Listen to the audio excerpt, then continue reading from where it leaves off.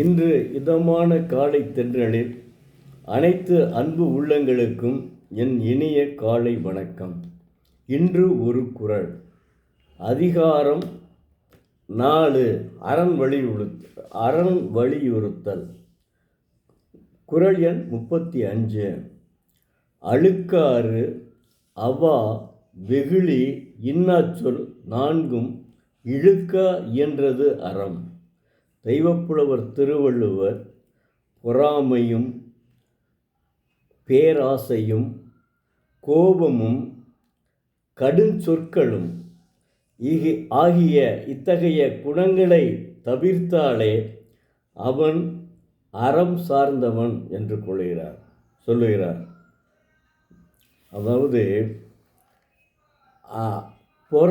அதாவது ஒரு மனிதன் ஒரு நல்ல நிலைக்கு வந்துவிட்டான் என்று வைத்துக்கொள்வோம்.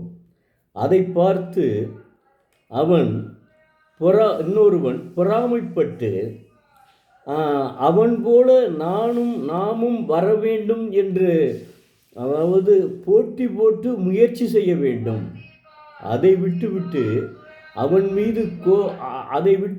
எப்படியாவது அதை அடைய வேண்டும் என்று பொறாமைப்படுதல். இந்த பொறாமை குணம் நிச்சயமாக ஒருவனுக்கு இருக்கக்கூடாது. அதோடு என்னன்னா, அவன் இவ்வளவு பெரிய ஆளாகிவிட்டான் என்று எண்ணி ஒருவன் அழுக்காறு அவா அதை நாமும் அவ்வாறு அடைய வேண்டும் என்று பேராசையுடன் அதை அடைவதற்கு என்ன வழிகளிலெல்லாம் செய்ய வேண்டுமோ அந்த வழிகளில் குறுக்கு வழியில் எப்படி சம்பாதிக்க வேண்டும் என்று முயலுகிறான். அப்போது அவனுக்கு என்ன ஆகிறது? அவன் எந்த தீய செயல்களையும் செய்ய முடியும். அப்போ எப்படி அவன் அற வாழ்க்கை வாழ முடியும்? அதுதான் பேராசையினுடைய விளைவு. அதுக்கடுத்து இந்த பேராசையினாலே இதனால் அவனுக்கு கோபம் வருகிறது. அந்த கோபத்தினாலே அவன் என்ன செய்கிறான்?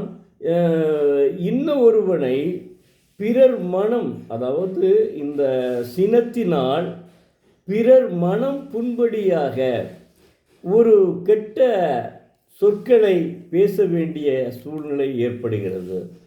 அப்போ பாருங்க, தெய்வப்புலவர் சொன்ன 4மே வந்துருச்சு. அப்படி அந்த சினமானது கடும் சொற்களை பேச வைக்கிறது. இப்படி பேசுவதுதான் அறத்திற்கு புறம்பானது. அப்போ அற வாழ்க்கை எப்படி வாழ முடியும்? தெய்வப்புலவர் எப்படி அற வாழ்க்கைக்கு அற்புதம் கொடுத்திருக்கார், ஒரு முக்கியத்துவம் கொடுத்துள்ளார் என்பதை நாம் அனைவருமே சிந்தித்து பார்க்க வேண்டும். எல்லாம் இழிந்த செயல்களையும் ஒருவனைப் போல் வர வேண்டும் என்று இப்படி தாழ்ந்த நிலைக்கு போகக்கூடாது. பொறாமை, பேராசை, சினம், கடுஞ்சொற்கள் இவைகளையெல்லாம் செய்யக்கூடாது. இதனைத்தான் தெய்வப்புலவர் அற்புதமாக உணர்த்தியுள்ளார். பாருங்க, அதனால தாங்க அவர் விவிலியத்தில் அவருடைய குறள் திருக்குறள் விவிலியத்துடன் வைத்து லண்டனில் நம்மளை எதிர்த்தவங்க அவங்க மாளிகையில் லண்டனில் போய் விவிலியத்தில் வைத்து போற்றப்படுகிறது என்றால் அதை புரிந்து கொள்ளுங்கள். அதனால்தான் மாணவ செல்வங்கள் தயவு செய்து திருக்குறளை தினமும் ஒரு குறள் படியுங்கள். நிச்சயம் தங்கள் வாழ்வில் முன்னேற்றம் ஏற்படும். நான் தினந்தோறும் இதை சொல்லிக்கொண்டே இருப்பேன். இந்த 1330 குறள்களையும் 133 அதிகாரங்களையும் முடிக்கும் வரை நான் உங்களுக்கு அறிவுறுத்தி கொண்டே இருப்பேன். ஏனென்றால் என்னுடைய பணி, என்னுடைய நேரம் வீணடிக்கப்படக்கூடாது.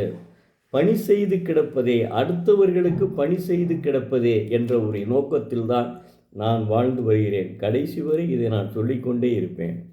1330 குறள்களையும் சொல்லிவிடுவேன்.